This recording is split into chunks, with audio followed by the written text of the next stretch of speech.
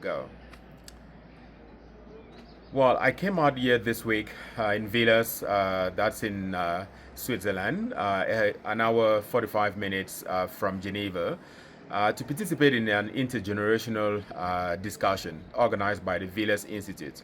And this conversation was primarily set up to sort of inspire younger generation, what they're actually calling out the, system leaders, to be able to take on the world's problem from a different perspective. And what are we talking about here? We're talking about climate change. We're talking about biodiversity. We're talking about pollution, oceans, land degradation, and all these critical issues that affect the overall direction of the world at this point.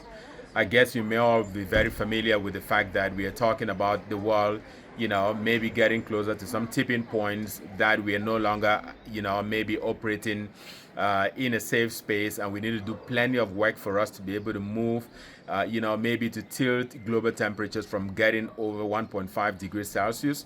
All these different challenges that are happening at this point.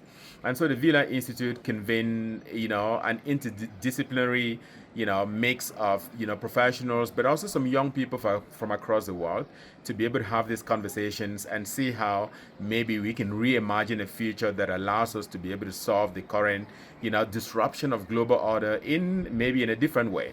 And so it's been very inspiring, to put it that way, because, coming out from a world right now where we know that, the conflict in the Middle East is only escalating, be it between Israel and Hamas, or maybe Israel and Iran, or maybe the protests in the United States, or even just in Kenya, whereby, you had a massive, public outrage against police brutality. It's sort of a little bit comforting that yes, the world may be facing a lot of challenges, but at least there is a new generation and some young people who are just thinking and trying to reimagine the world. And it's been such a great time, particularly in a city like this one.